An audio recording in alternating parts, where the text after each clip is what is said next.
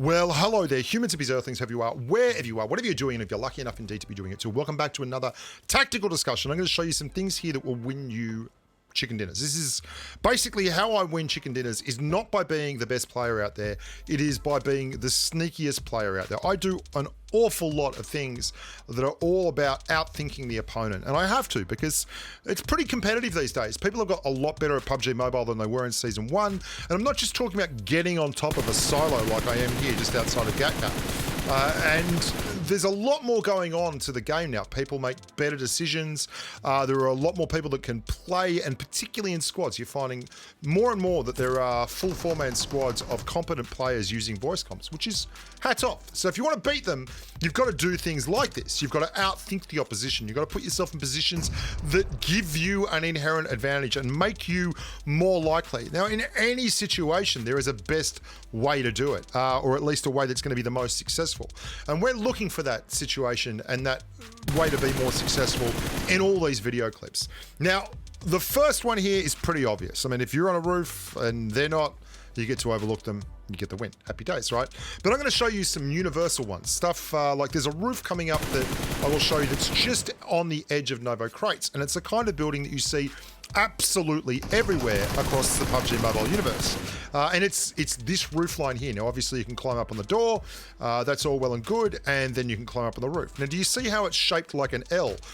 Anything in front on the other side of the L to you is basically a perfect situation for you. It's got cover, it's got absolutely everything. I'm going to show you two examples too of baiting. One of the things I do when I bait is I go above and beyond for the bait. I use both guns. So there's the SKS, and there's the Deagle rather, and then there's the Uzi.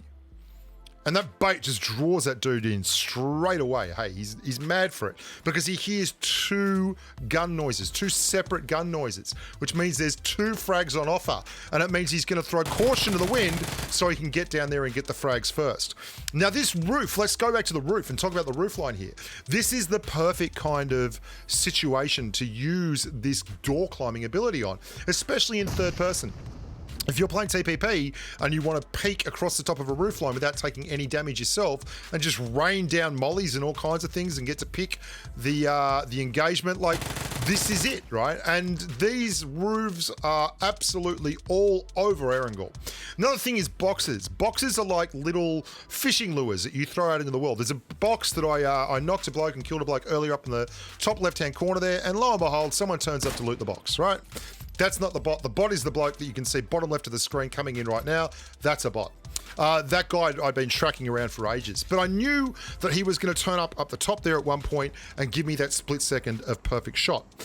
There's a bloke who's down in the area of San Martin down there, and he's been knocking and rocking and socking the whole of San Martin. And I hate going into San Martin in TPP. So what I do is I kill the bot, and then I go back and I check.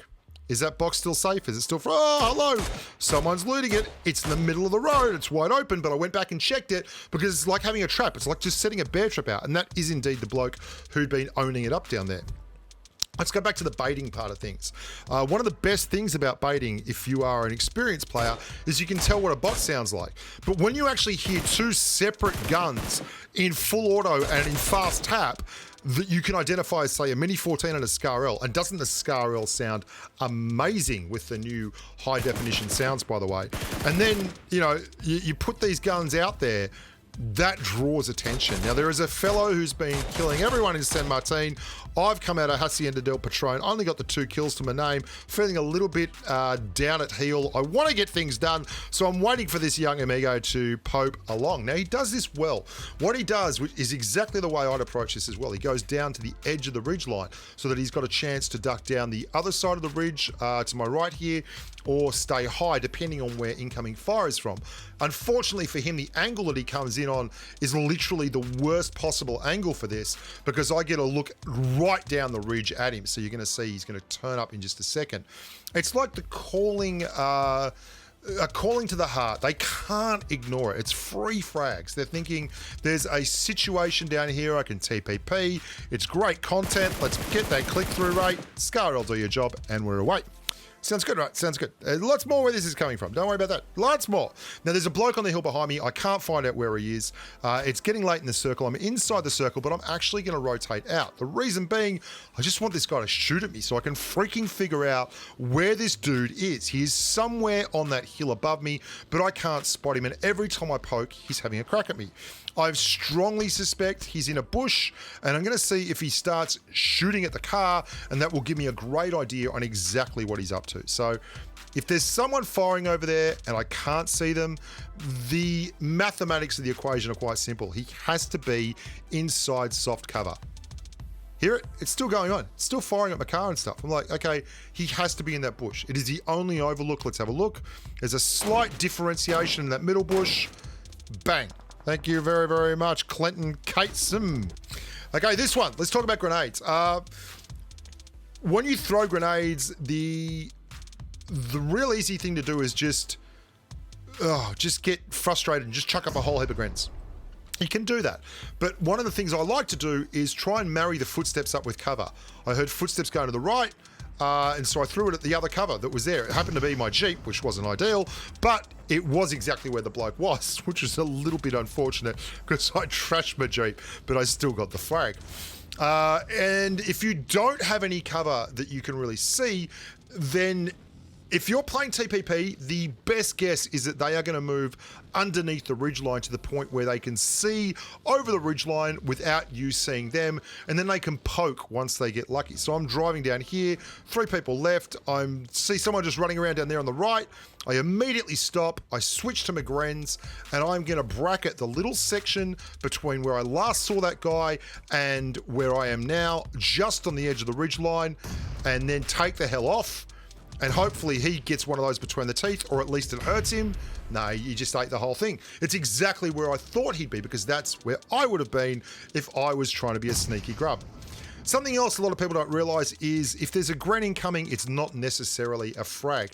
Watch this bloke throw grens at me. I hear them, I read them, I look where they are, I put the hay bale between me and that frag so it doesn't do any damage. Then I throw my grenade at him. It's a smoke grenade, but he doesn't know that, and it is going to force him out of cover as he panics because he's not paying enough attention to it, and we get the chicken dinner. These are the kind of tricks that will get you chicken dinners. Hey, and you can't win chicken dinners at the start of games like this with hot drops, but you can lose them. One of the things you're going to notice with the way I play hot drops very often is you do what you can, but don't overexpose. Hot drops. The biggest reason you will die in a hot drop is just taking an engagement that doesn't favour you. In nearly all the things you've seen so far, it has been me taking engagements that were massively in my favour, right? Engagements that aren't in my favour, where it's just a fair engagement, where there is only me and him. I mean, I'm not a huge fan of those kind of engagements. Like, they're the ones that you die with. They're the ones that get you killed, right? You don't want those kind of engagements. And hot drops, a big chunk of it is just being slow. If you've got 10 people drop around you, trust me, there are a lot of kills on offer. You don't have to be pushing it to get those kills. All you have to do is take the right engagements. That guy hit me twice, but he hit me with a shotgun, so he thinks he's done big damage, but actually a shotgun doesn't do a whole hell of a lot. If a pellet hits you at that range, it gives a hit marker, but it certainly doesn't give you anything in terms of damage. Certainly not enough to stop me from leaning out and tearing him a new butthole. Remember the bloke that was on the other side of the map when we first landed? He was shooting at the guy between me and him. He's going to push over now, but again, I look at the kill feed. There's only been 8 kills. I've got 1 of them, 2 of them, 3 of them. That's like, so there's only been 5 kills outside of me. They haven't all happened here. There's plenty of gunfire going on. The last thing I need to do is rush, like this poor amigo here who has not had a lot of choices. And that can be very, very bad for business. So I'm also going to show you how vindictive I am and how I manufacture kills against people. There's a bloke who's got an M16 and he has been snapping around. It's why this guy's got his head down still. There's a bloke with an M16 in one of the towers around here who has not stopped, right? And this is 4 kills in, but there's only 71 left now. And I mean, this guy's waiting to pop up when I come around the corner. I mean, I can see ahead, dude. Honest to God, I can see ahead. So we've got 5 kills. The M16 guy is still up somewhere on my left, right? That's a bot. Not trying to fool you, but there is another bloke down there somewhere. That is not the guy. That is why I... Oh. That's... Yeah, got a hit tag. So I'm thinking he's going to be coming through here, maybe. But the bloke with the M16 is still around. Oh, hello. Get to cover. Yeah, love the DP28 doing great things. So where is that bloke gone with the M16? Well, what I'm going to do, and I'm going to cut to the chase now, is I push out to the 2-story houses here. But I took the wheels out of every single vehicle around. Every single vehicle apart from that vehicle here. So it was the only vehicle that he had left to go for. And then I waited till he turned up. Now, I missed the kill here, but this is the kind of grub that I am. This is how much I love outthinking the other guy and how pedantic I am about it. I've parked up.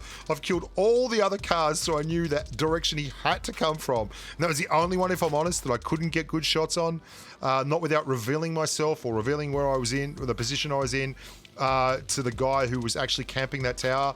And I'm going to drive all the way around here in the blue, get myself on the mountain above him, and then wipe him the hell out. Thank you so much for watching. Now, don't forget, it's really important, if you want to know the real PUBG Mobile damage numbers, and tell your friends, bookmark it, tell the world, I'm still building the page, but I've done the majority of it so far.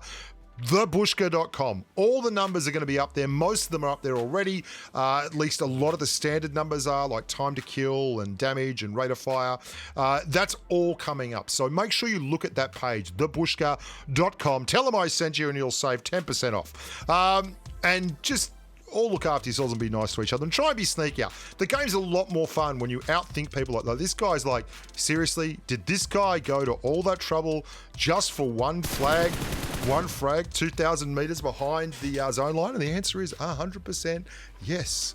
Bye for now.